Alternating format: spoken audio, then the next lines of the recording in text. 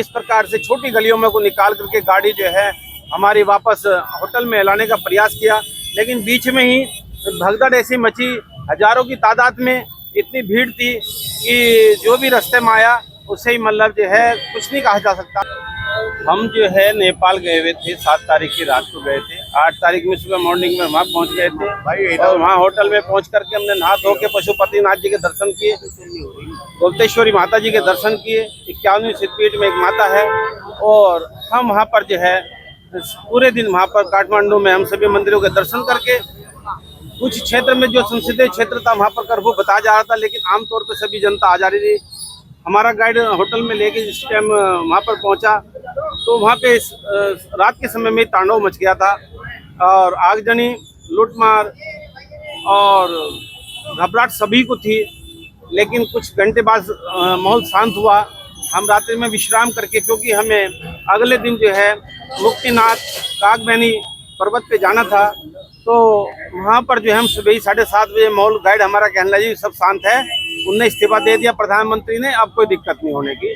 हम अपनी गाड़ी में बैठ के सामान बांध करके हम वहाँ से प्रस्थान करें तो 15-20 किलोमीटर चलने के पश्चात आगे आगजनी चालू हो गई, टायर जल रहे थे।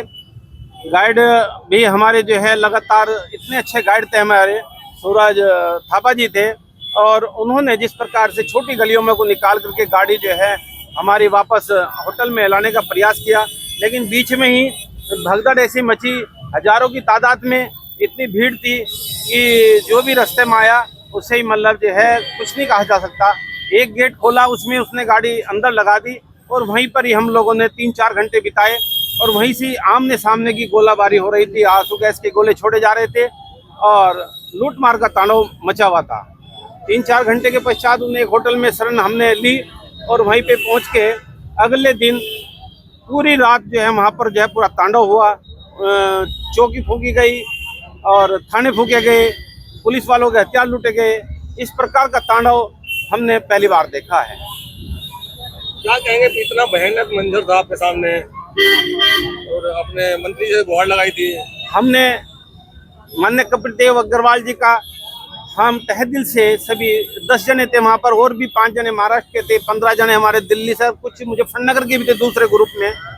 इन्होंने हमने जैसे ही भाई साहब से संपर्क किया, इन्होंने तुरंत जो है मंत्रालय में बात करके हमारे पास तुरंत इनके फ़ोन करने के तुरंत बाद ही वहाँ पे भारतीय दूतावास से हमारे पास फ़ोन पहुँचा।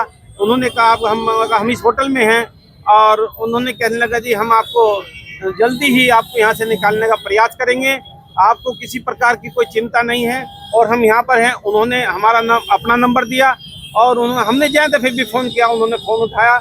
माननीय मंत्री जी का हम तहे दिल से इनका धन्यवाद करते हैं, क्योंकि इन्होंने टोटल जब से हमारे संपर्क में रहे हैं और इन्होंने हमारा हौसला नहीं तोड़ने दिया। माननीय संजीव बालियान जी, हमारे भारतीय जनता पार्टी के जिला अध्यक्ष और सभी कार्यकर्ता और हमारे मुजफ्फरनगर के जनपद वासियों के सभी के हमारे पास फ़ोन पहुंच रहे थे। हमारे फ़ोन बंद होने के बावजूद भी हमने 2 फ़ोन वहाँ पे चालू किए थे, लगातार फ़ोन पहुंच रहे थे। हमें सभी पूरे जनपद वासियों का ऐसा आशीर्वाद और मिलता रहा, बराबर हौसला नहीं टूटने दिया हमारा, हमने भी जो है अपना हौसला नहीं तोड़ने दिया। तो इस प्रकार से हम मंत्री जी का तहे दिल से शुक्रिया अदा करते हैं, क्योंकि इन्होंने जिस दिन से संपर्क में रहे, मंत्रालय में बात करके, मंत्रालय से जिस टाइम हमारे पे फ़ोन आता था तो हमें ये ठास रहती थी कि हाँ भाई हमारे भारतवासियों का किसी का फ़ोन आया है। तो ऐसे ही मुजफ्फरनगर से एक कार्यकर्ताओं का यहाँ पर हमारे पास जब फ़ोन पहुँचता था तो सब इन्हीं के आशीर्वाद से हम आज मुजफ्फरनगर के अंदर यहाँ पर आए हैं। हमने ये अपने वहीं से चलने से पहले ये सोचा था कि हम अपने भारत की धरती पर पहुंचकर हम जो है अपने मुजफ्फरनगर में पहुंच के अपने शंकर भगवान के सबसे पहले चरणों में अपना माथा टेकेंगे, क्योंकि हमारी ये जन्मस्थली है और यहाँ पर जो है माथा टेक करके हम आशीर्वाद इन्हीं के माध्यम से आज यहाँ हम 10 के 10 लोग जो है सभी जीवित हैं। और इतना भयंकर वहाँ पर जो तांडव था ये अलग ही रूप है।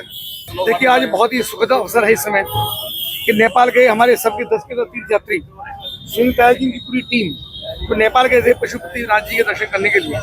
और जैसा नेपाल में तांडव हुआ, कत्लेआम हुआ, लूट हुई, आगजनी हुई, तख्तापलट हुआ, वो दृश्य आज हमको डरावना नहीं लग रहा है, लेकिन 8 तारीख को डरावना दृश्य था। ये हम सब ने टेलीविजन के माध्यम से, समाचार पत्रों, सोशल मीडिया पर हमने देखने का काम किया।